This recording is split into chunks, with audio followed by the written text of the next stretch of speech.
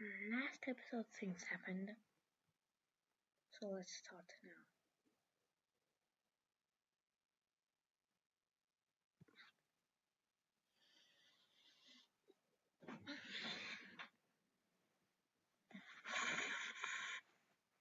So let's begin with the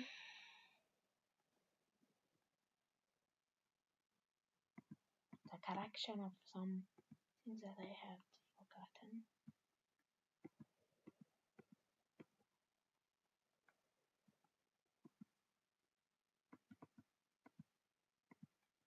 Along with that, let's continue the video. This time I'm going to be talking about the Aquitanian Crusade. Aquitaine, allied with Lusatia, decided to launch a crusade. The First Aquitanian Crusade would mainly be targeted on this area, wanted to liberate these small people. And by small people, I mean there aren't really many. There aren't really a lot of people there, but it's more of a crusade, kinda like it. Troops move in.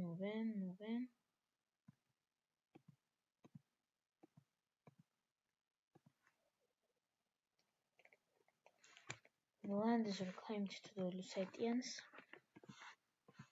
Lusatia.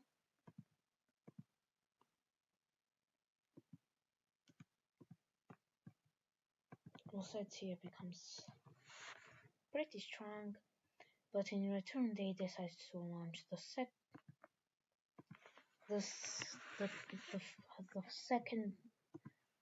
Aquitanian War. The Aquitanian War would be a war between the Roman Republic and Aquitanian Lusatia. The war would be decisive and quick, ending in an Aquitanian victory.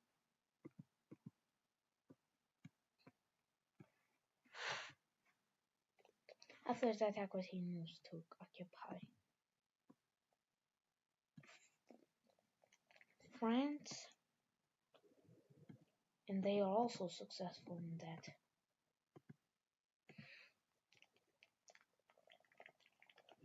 But the wars basically just stopped them from developing further. Integration is really slow, allowing rebellions to stir up. By this point, the Burgundy territorial believes that nobody can lead them except themselves. Same with the people who are here, who are too disconnected, and they established their independent republics. And by republics, I mean feudal monarchies.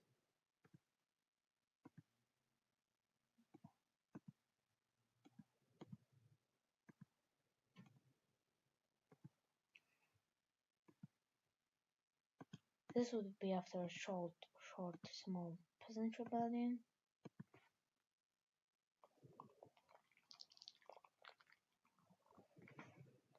While the rest of the territories would be integrated.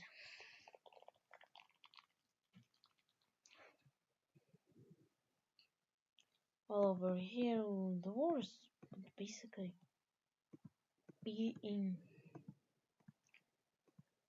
and domination by the Turkestani troops due to the encirclement.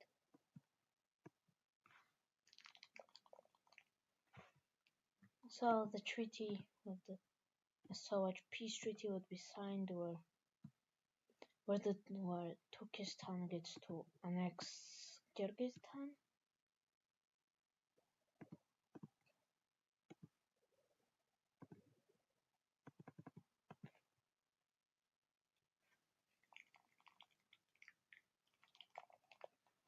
With this thing is still ruled by the same dynasty.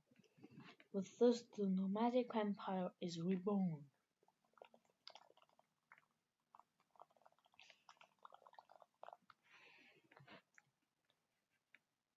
While there would be this Cold War was turning into a hot war with the Kurman Wars, with the Delhi Wars. But the Delhi Wars was start basically like it actually started with a small skirmish over the small territory.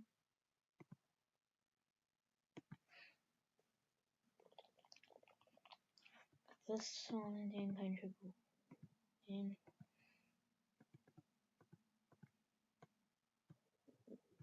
the Indus would help, but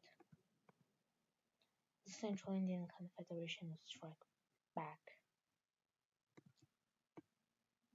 This would be the thing that would theoretically make them famous or powerful, whatever.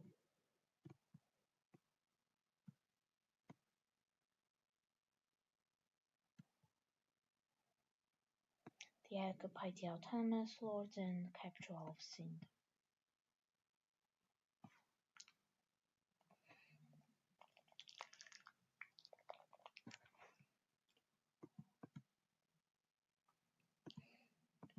Then the Empire of the Indus decides to launch a counterattack. Retaking this area.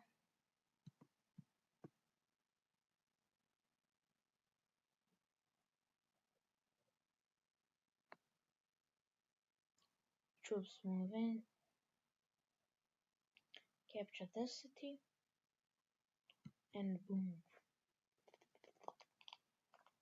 The offensive would be very successful, but this is where tensions accelerate. As you see, the Central Indian Confederation has seen the Bengal Empire with its colonial holdings and its riches as an rival. After all, it formed against the Bengal Empire. For now, peace is between the two nations.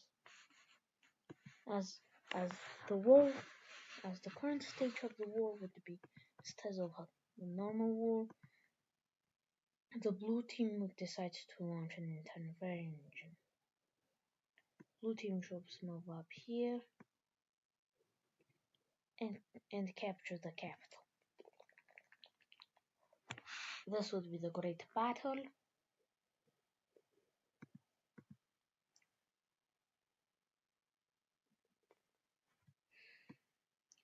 The Great Battle would cause blue team troops to move even further, but the blue team also launches an attack on the Central Indian Confederation. It really just plans to stop the war. So the second phase of the Indian War is ended. Ends in a pretty brutal peace treaty for both countries.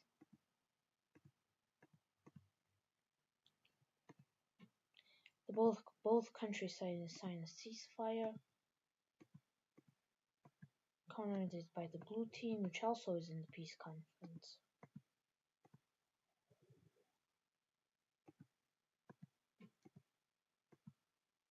And they also, but the reason the war started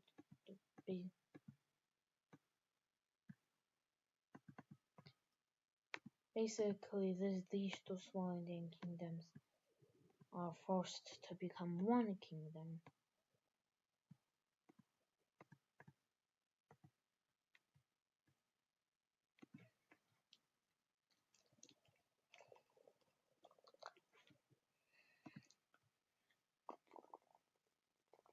Along with that, due to different religions, this territory is under ceasefire control, but Central India is planning to integrate it fully into the confederation.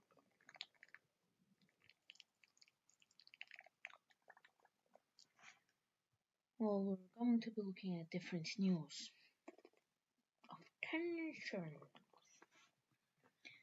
The first steps in collapsing the current Middle Eastern order are the Caucasian one.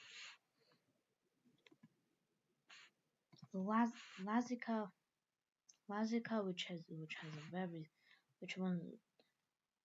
which decides to launch an invasion of Caucasia, which had basically become a farm state.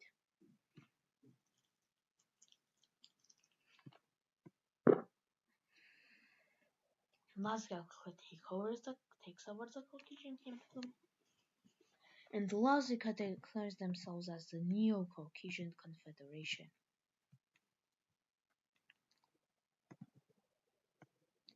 They would be under a personal union.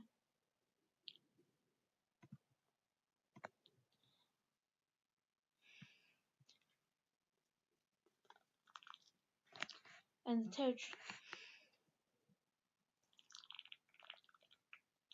but the Central Caucasian Confederation, now called the Central Caucasian, the Commonwealth launches an attack into the steppes, where unlike the Compromise Treaty, which ended in peace, this area would be just conquered. The people here would be given no voice in representing what happens to them.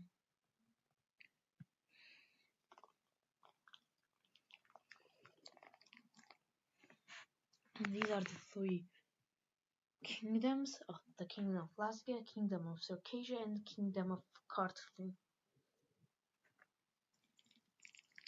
Now this conqueror guy, he's actually pretty tolerant, but he does want to spread his religion very much slowly. While at first the normal Saiyan faith spreads mainly in the Kingdom of Lazica. In other areas it's not that popular.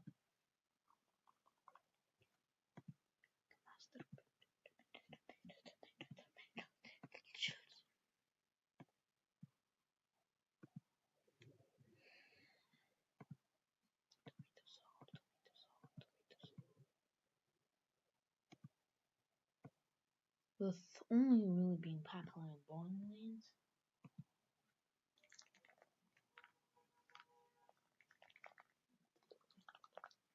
But while the king thought that basically due to the steppe kingdom, which turned into the Circassia, would become slowly Saiyan, that actually didn't work out as this area became more and more steppe religion.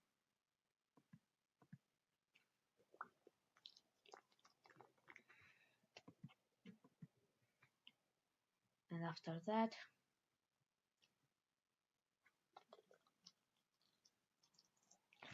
well, we of course moved to this area. We ain't gonna be touching Indian in a long time. By long time I mean this episode at least, maybe. As we're going to be focusing on the Vistula War, which began the war with Lithuania and Poland. Now Poland would be actually very strong. I mean, the Polish troops march, encircling Lithuanian.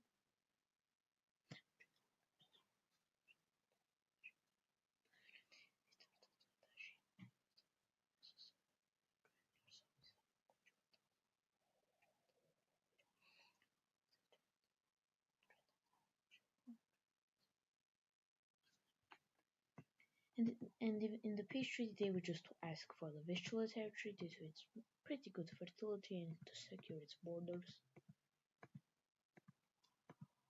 And mainly because I liked it. So yeah.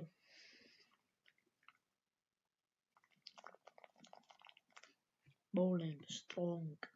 Thank you for watching. Please subscribe. May God bless you.